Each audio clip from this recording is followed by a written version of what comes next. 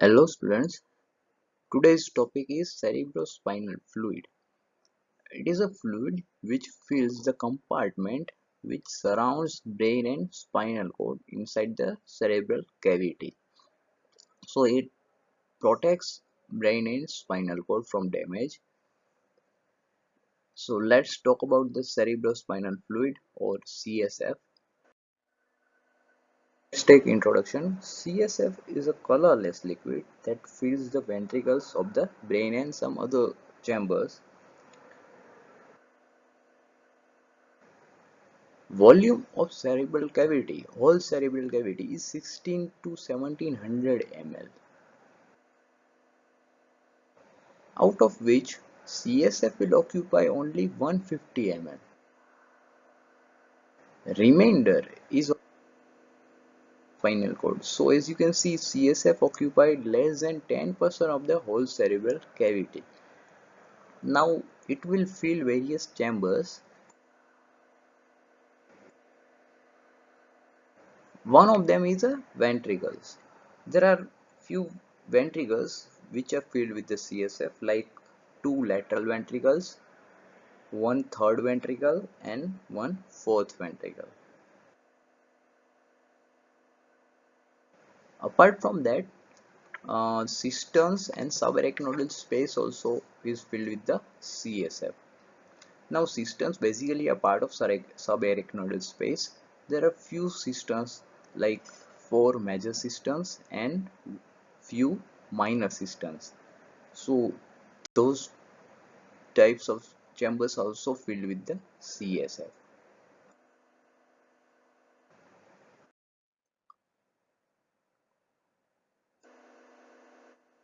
Now, blood-brain barrier. Now, it is a special barrier that exists between the blood and the brain tissue. Now, it will allow only few substances to enter inside the brain, so that because neurons are most sensitive to harmful substances that circulate in blood. However, this blood-brain barrier protects the neurons in the brain from these harmful agents. Blood-brain barrier selectively allows only small molecules, uncharged molecules, and lipid-soluble substances to enter the brain with ease, whereas it does not allow large molecules like proteins, then water-soluble substances, and substances bound to plasma protein to enter the brain. So the brain will be protected. Now, blood-brain barrier is made up of two structures. One is tight junctions, which are present between the endothelial cells of the capillary in brain. Now, these tight junctions are not present elsewhere in the body between the endothelial cells of the capillary. So, this will not allow to pass all the substances to enter into the brain. Apart from that, there are food processes that will surround this endothelium of the capillary of astroglia. These food processes of astroglia also will not allow all the substances to enter inside the brain. So these are the two structures that will form the blood-brain barrier. But this blood-brain barrier is not present in whole brain. There are some areas that those are devoid of this blood-brain barrier. These areas are known as circumventricular organs. There are few circumventricular organs, like one is organum vasculosum of lamina terminalis, then subfornical organ, then area postrema in medulla oblongata, then posterior pituitary and median eminence, and last is pineal gland. These are the few circumventricular organs. So, now as blood-brain barrier is present, similar structure blood CSF barrier is also present between the brain and CSF, that is formed by the endothelial cells of capillary of choroid plexus. So structure is very similar to blood and brain barrier. Okay, so that's it about the introduction. Now let's discuss functions of the CSF.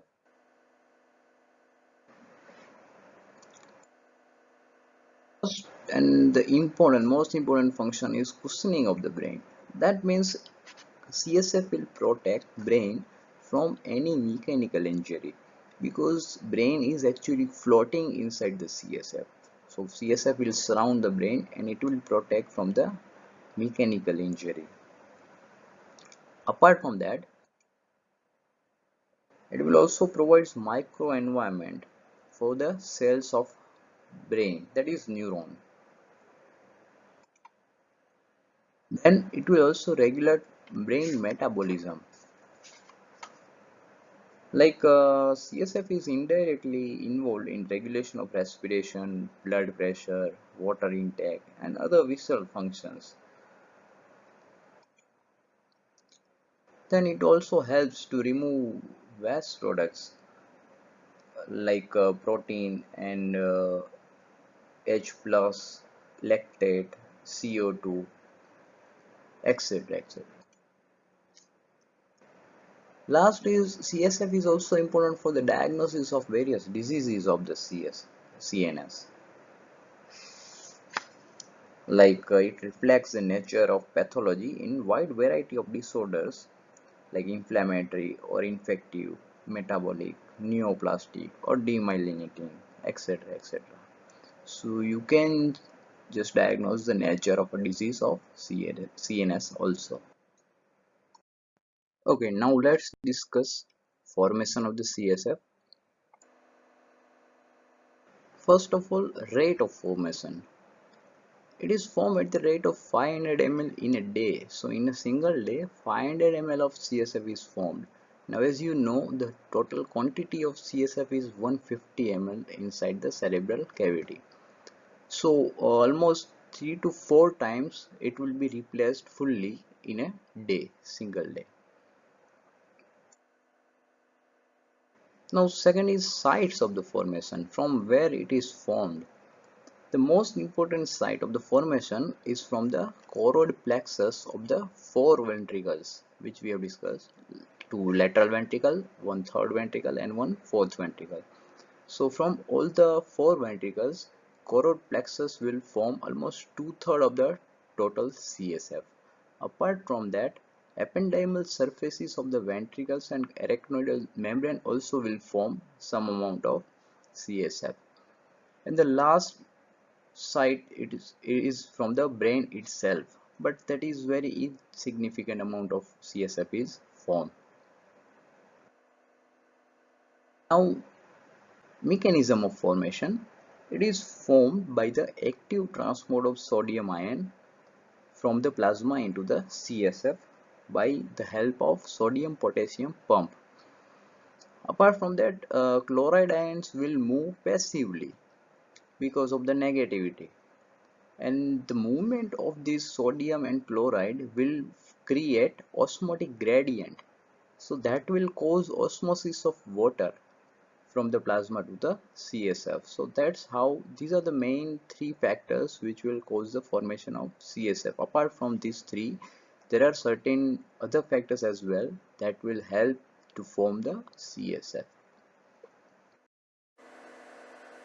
How circulation of the CSF, how it circulates inside the cerebral cavity. Now as you can see in the figure, CSF will be formed from the floor of lateral ventricles mainly. Then from the lateral ventricles, it will go downwards to enter inside the third ventricle through foramen of Monro. Now from the third ventricle, it will go into the fourth ventricle through aqueduct of Sylvius. Finally, CSF comes out of the fourth ventricle through the foramen of Magendie and Lusca to enter the subarachnoidal space. In the subarachnoidal space, CSF moves down upwards towards the cerebral hemisphere and downwards toward the spinal cord. Now, if obstruction occurs, like if obstruction occurs of foramen of Monro, then it results in distension of lateral ventricles. Then if occlusion of aqueduct of Sylvius occurs, then it causes distension of third ventricle and lateral ventricle.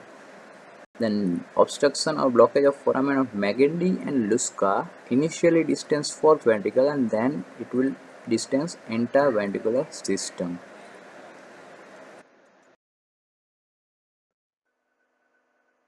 About the absorption of CSF. Now, absorption of CSF will occur mostly from the arachnoidal villi.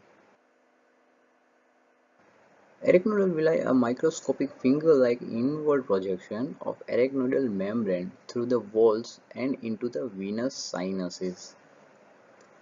Now from here, by two mechanisms, absorption of CSF will occur mainly. The main factor is oncotic pressure of plasma, which is higher than that of CSF. Now oncotic pressure is always negative, so it will pull the CSF from the subarachnoidal space into the plasma. So there will be a movement of CSF from the subarachnoidal space into the plasma, which is present in blood. Now another factor is hydrostatic pressure of CSF, which is higher than that of plasma, but hydrostatic pressure is always positive. So hydrostatic pressure of CSF will push the CSF into the plasma. So there will be movement of CSF from the subarachnoidal space into the blood. So both these factors will cause movement of CSF from the subarachnoidal space into the blood and will cause absorption of CSF. Now, apart from this arachnoidal villi, another structure, which is endothelial cells of the capillary, will also cause some part of absorption, but which is very insignificant. So, main structure which is responsible for absorption is arachnoidal villi. Okay, now cerebrospinal fluid pressure. Normal pressure in the cerebrospinal fluid system when person is lying in horizontal position averages about 110 millimeter of water or 8 millimeter of mercury. Now just keep in your mind the unit of pressure. It can be either millimeter of water or millimeter of mercury.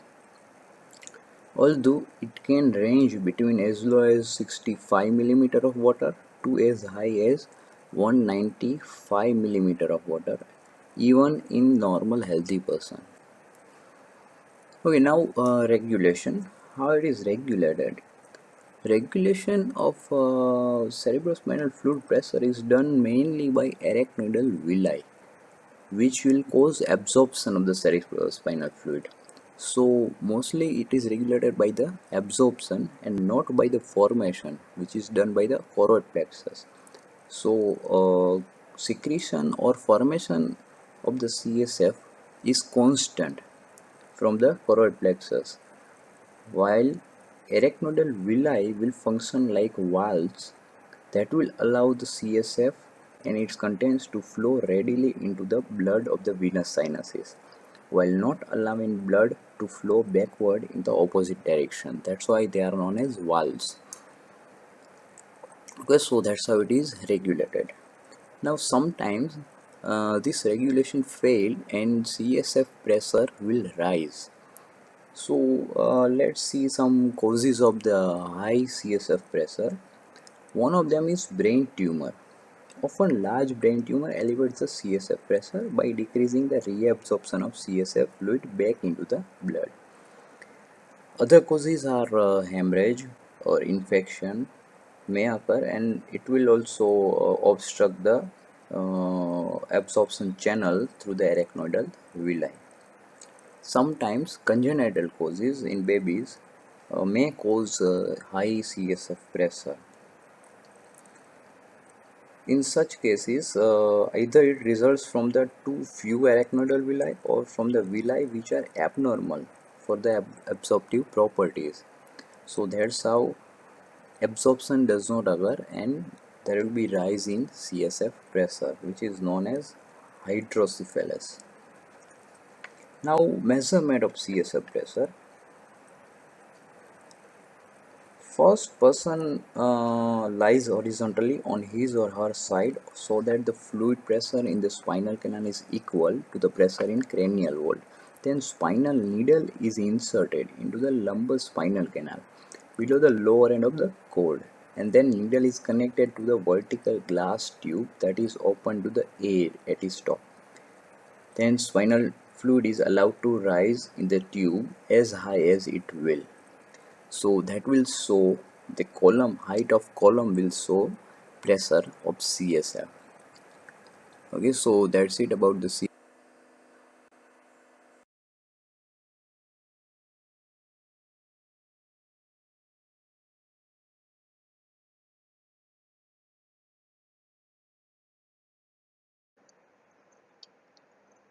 Okay, now let's talk about the last aspect of this topic, and that is applied physiology. First of all, papilloedema. What is papilloedema? It is edema of the optic disc. Optic disc is a part of retina, and you can visualize by retinoscopy. So when CSF pressure rises, it will cause edema of optic disc, and that is known as papilloedema. Now, how it occurs? Anatomically, dura of the brain extend as a sheath around the optic nerve and then connects with the sclera of the eye. So that's how when CSF pressure rises, it will be extended to the eye via optic sheath and will cause optic disc edema or papilledema. So that can be visualized by the retinoscopy. So it is first sign of high CSF pressure. So when you want to diagnose high CSF pressure, we just do retinoscopy. Now second, that is hydrocephalus. Now this we have discussed previously. Increase in volume of CSF resulting in the enlargement of cerebral ventricles. Now, first we have discussed non-communicating. There are two types of hydrocephalus: non-communicating and communicating. Non-communicating hydrocephalus occurs because of the blockage in either foramen of Monro or Magendie or aqueduct of Sylvius, but mainly it occurs because of the blockage in aqueduct of Sylvius. So it will cause distension of lateral ventricles or third ventricle or both.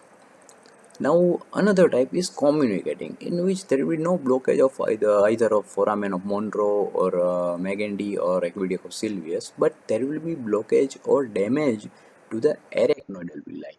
So absorption will not occur.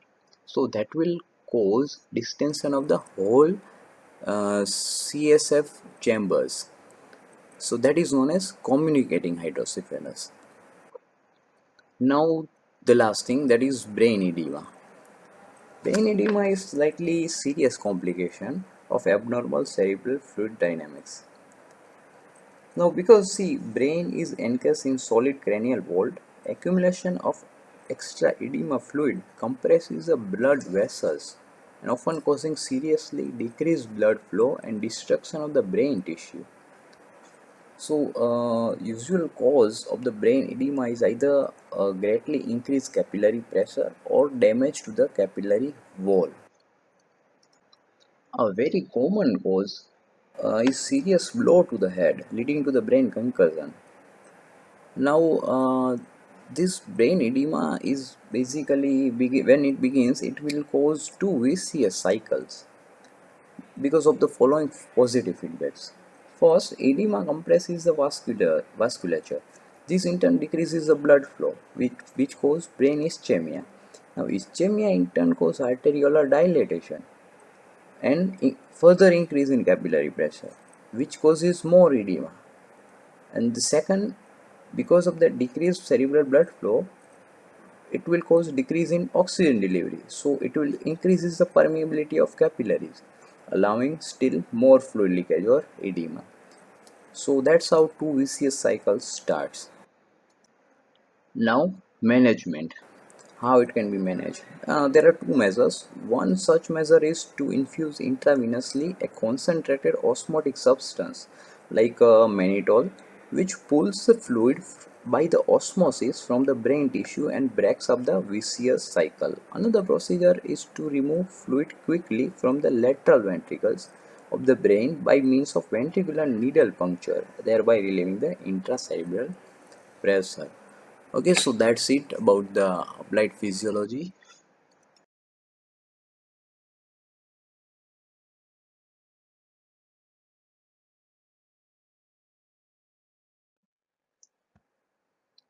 Okay, so that is the end of today's topic, that is cerebrospinal fluid. Thank you.